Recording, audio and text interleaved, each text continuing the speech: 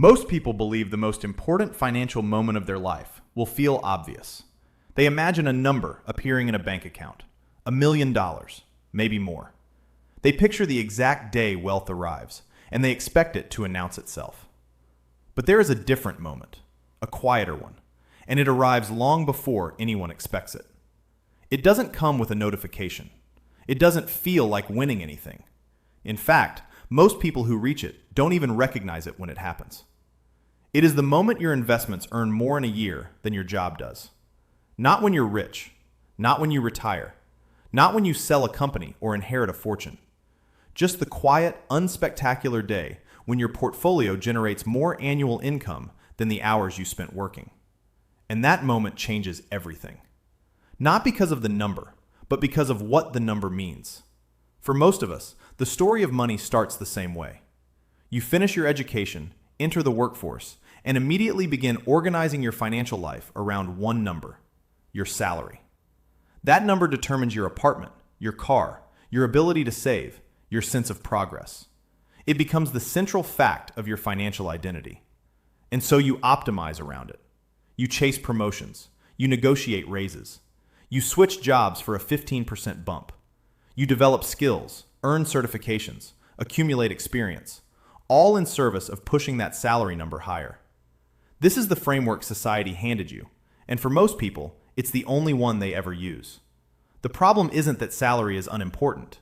The problem is that salary has a ceiling, and most people never notice when they've already hit it. A surgeon earning $400,000 a year works an extraordinary number of hours to produce that income.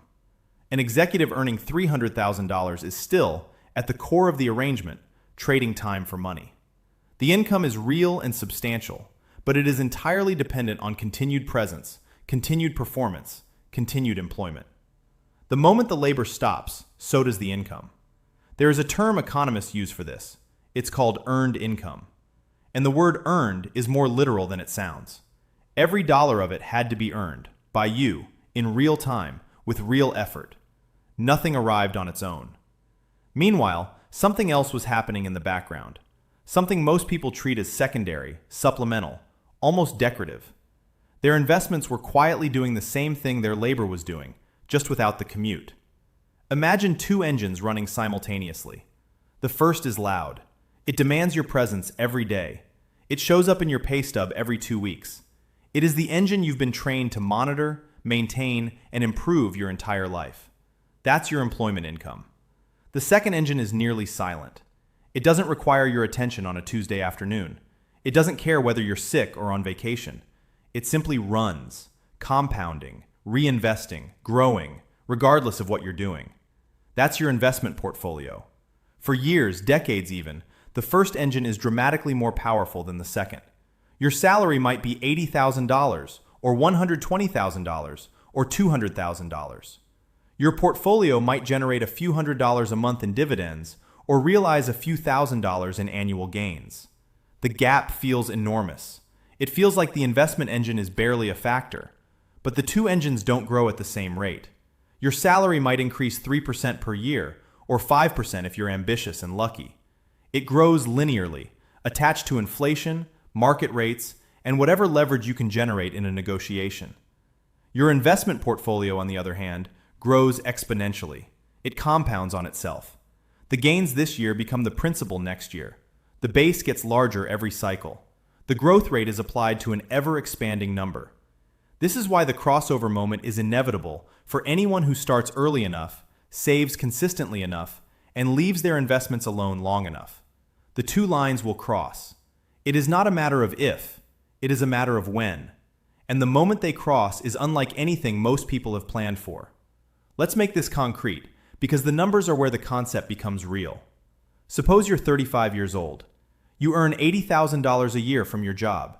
Over the past decade, you've been saving and investing consistently, and you've built a portfolio worth $500,000, a meaningful but realistic number for someone who started in their mid-20s and contributed regularly to a 401k and brokerage account.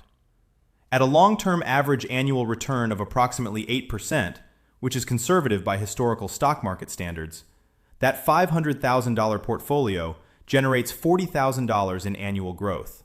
Not cash in your pocket today, but real capital appreciation working on your behalf.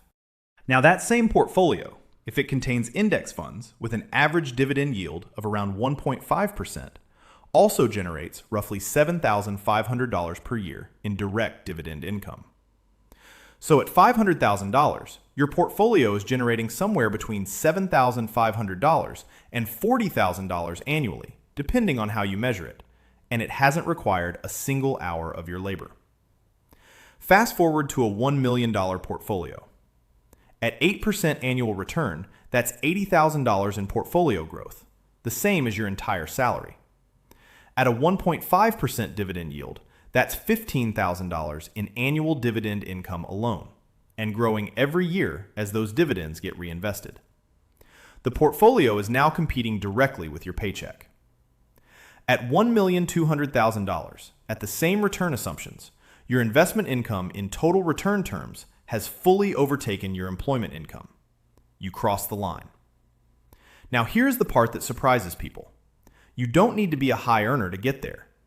Someone earning $60,000 who invests $1,000 per month and earns 8% annually will have a portfolio of roughly $600,000 after 20 years. That portfolio, in total return terms, is generating nearly their entire annual salary. The math doesn't require extraordinary income. It requires time and consistency. What it also requires is not spending the gains. That's the part most people miss. Here's what nobody tells you about reaching this milestone. It doesn't feel like winning a game. It feels more like a new kind of quiet. The anxiety that most working professionals carry is a specific kind of anxiety. It's the awareness, somewhere beneath the surface, that everything depends on continued employment. The mortgage payment depends on next month's paycheck. The retirement plan depends on continued contributions. The healthcare depends on the job. This isn't paranoia, it's accurate. For most people, the loss of employment income would set a rapid and painful chain of events in motion. When your investment income begins to rival your employment income, that anxiety changes character. It doesn't disappear. Nothing about life becomes frictionless, but the specific fear of income interruption loses its power. Because the second engine is running, and it will keep running whether or not you show up for work on Monday. What follows from that is subtle but profound. You make different decisions. You leave a job that was slowly damaging your health because the financial risk of doing so no longer feels catastrophic. You negotiate differently, with genuine leverage instead of performance. You take on a project that might fail because failure no longer threatens everything. You say no to things that don't align with your values because you can. The optionality that money creates, the ability to choose, expands dramatically when your assets are contributing meaningfully to your financial life. There is also something that happens to your relationship with time. When labor is your only income engine, time spent not working is time spent not earning. Rest is a cost. Vacation is a cost. Illness is particularly costly. When your investments are working alongside you, or eventually harder than you, time changes its texture. Hours stop feeling like money you're either making or losing. That shift is hard to quantify and impossible to overstate. There is a pattern in wealth creation that surprises almost everyone who experiences it for the first time. The first phase is slow, grinding even. You save $500 a month for years. The portfolio grows, but incrementally. You watch the balance move from $50,000 to $100,000, and it took 4 years. Progress feels real, but modest. The connection between your effort and the outcome feels direct and linear. Then something shifts. Once a portfolio reaches a certain scale, $300,000, $500,000, $750,000, the compounding begins to outpace the contributions in a way that becomes visible. You might be adding $18,000 a year to your 401k, but the portfolio is generating $40,000 or $50,000 in annual growth on its own. Your contributions, which once were the primary driver of growth, have now become secondary. The portfolio is growing itself faster than you can grow it manually. This is why the second half of wealth creation consistently feels faster than the first. The numbers confirm it. If you invest $500 per month at 8% annual return, After 20 years, you'll have contributed $120,000 of your own money. But the total portfolio value will be roughly $295,000, meaning investment returns generated nearly $175,000 of that independently. After 30 years, you've contributed $180,000, but the portfolio sits at approximately $745,000. The returns generated over $565,000. You are now a minor contributor to your own net worth relative to your investments. This is what Warren Buffett was describing when he noted that the vast majority of his lifetime wealth was accumulated after his 50th birthday.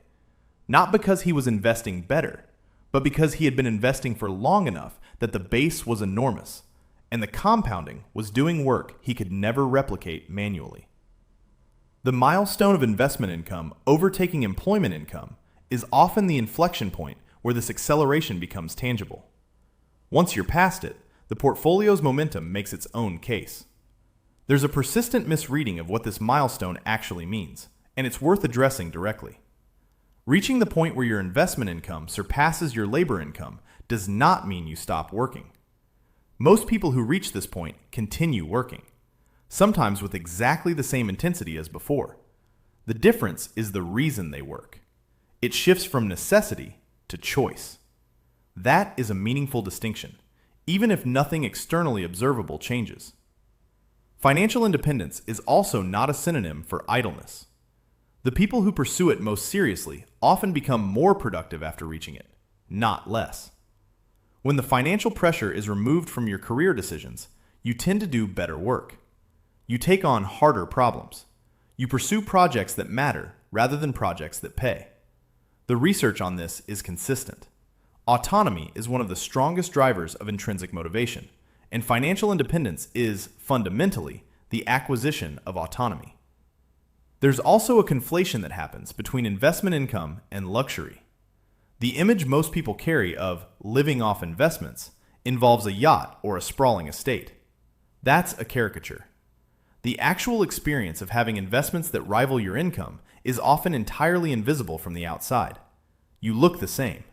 You live in the same neighborhood. You drive the same car. The change is interior.